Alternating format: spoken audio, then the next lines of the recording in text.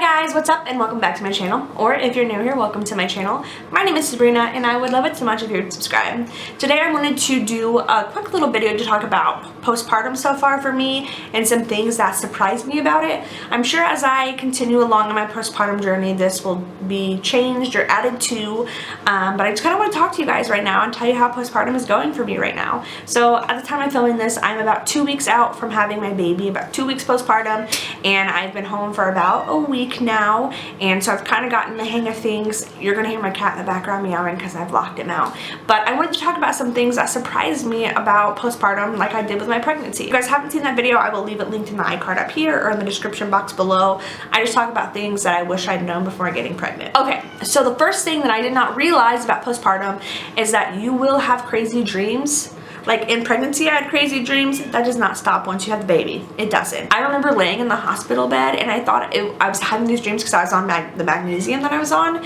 I was having wild dreams. I was like dreaming about people that I haven't talked to in ages. I was dreaming about weird stuff. And the crazy thing is, I remember right after I gave birth to Gideon, I had a dream about turtles. And it took me a while to like look it up, but turtles actually symbolize like fertility and motherhood, and I was having dreams about turtles right after I gave birth to my son, not knowing that that's what it symbolized. So that's pretty cool. But I had weird dreams about like my friend. I went to my friend's house and he had like snakes and stuff like that. I don't know. I've had some weird dreams. I've been trying to tell Jacob about them because they're wild, but you will have weird dreams. The second thing that I did not know is that breastfeeding can actually cause contractions. So I didn't start breastfeeding right away because my son was sent to the NICU, but I did start pumping right away. And I remember being in the bed pumping and I was getting contractions and I was like, something is not right here. Like I'm in pain. I should not be in pain. I already have my baby.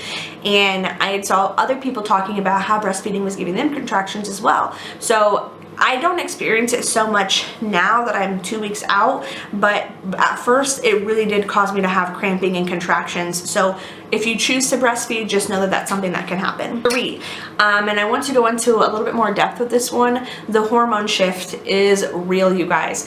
Now, I didn't cry a lot during my pregnancy. I cried a handful of times. I was mostly like aggressive. I became very mean in my pregnancy. I wasn't so emotional. I was just like really mean.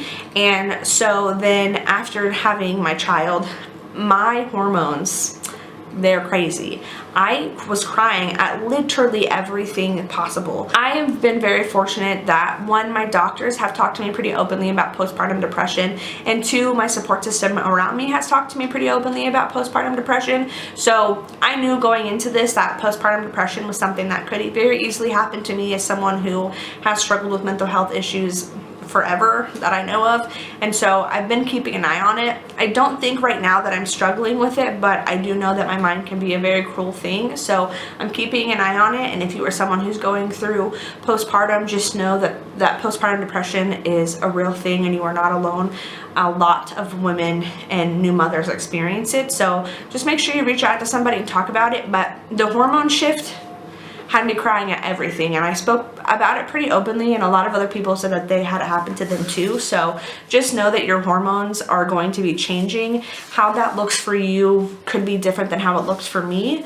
It also has made my body temperature be really hard to regulate. I will be really hot, really cold, and we have to keep our house a little bit warmer because we have Gideon here now, and so we can't keep it as cold as we were used to. I've been having to dress and undress because my body's crazy. The 4th thing, and this doesn't really apply to me, but it's something that I did learn, that bleeding can happen even if you have a C-section. So I was not looking forward to the bleeding that happens after pregnancy and after you deliver. I thought that it only happened if you delivered vaginally, and I had a conversation with my doctor before giving birth. I said, if I have a C-section, will I still experience the bleeding?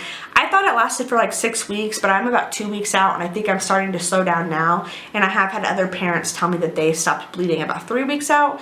Again, it just varies on your body and how your body's reacting. I don't really know what causes that, but even if you have a C-section, you will experience that bleeding, because think about it, even though you had a C-section, you still had a whole human and your placenta and all that stuff removed from your body, and so you're still experiencing that. So honestly, I give props to anyone who's had a C-section, because that is a thing in itself, and on top of having to deal with everything else postpartum, like, I can't. Okay, the fifth thing I want to talk about is, this is something that actually made me feel really, really guilty, and I didn't tell anybody about it because I felt like I was a bad mom. And then I saw a TikTok shared on Instagram by one of my friends, who I will leave linked below. She has a YouTube channel, and I'm not sure how to pronounce her name. I think it's Talia, but I'm not sure. She's wonderful. She's a new mom too, a new mom of 2. I did not know my son's birthday for the first couple of days. At first, I chalked it up to being on magnesium because, like I said, those first couple of hours, couple of days in the hospital are a complete blur to me, and I'm very thankful that I had Jacob, who was there with me to talk to me about what was going on, because my mind was not there. But I did not know his birthday. It took me forever. I'm like, when was my son born? And I felt really guilty about it because I felt like I wasn't connected with my child.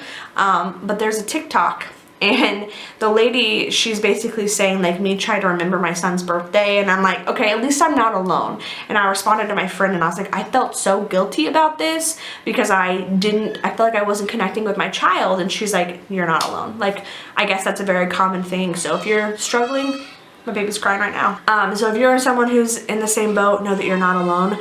I did not know my son's birthday for the first couple of days. So the sixth thing that I want to talk about is your body being more resilient than you think possible. And I'm gonna have to make this quick because my son is crying and I want to go make sure that he's okay. But like I said earlier, as a disabled woman, I did not know what labor was going to look like for me. I did not know what postpartum was going to look like for me. And if I'm being honest with you, I was really scared for those things. I was really anxious about what that was going to look like for me. And so I was just scared that my body wasn't going to do what it was supposed to do.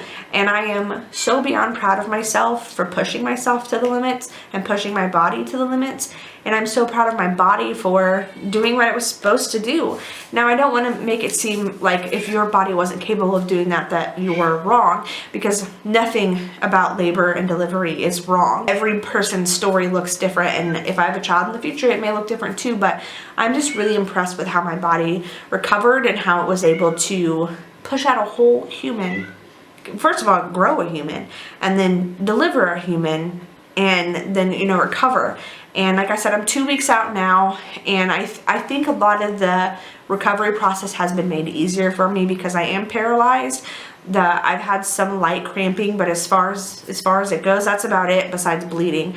I've had a really easy go, I would say, at postpartum, and I think a lot of that has to do with my spinal cord injury. But I'm very thankful for the fact that my body is as resilient as it is, and your body is just as resilient too. Our bodies are made to be incredible and to withstand a lot of shit, and I'm just really impressed by that. I'm sorry this video was jumbled, especially towards the end. I'm getting sidetracked because my cat's meowing and my child's crying. So I'm gonna go see what's going on out there. Thank you guys so much for watching, and I will be doing more mommy videos in the future. So if you guys are curious to know about my motherhood journey, then go ahead and subscribe, and I will talk to you guys in my next video. Thanks for watching.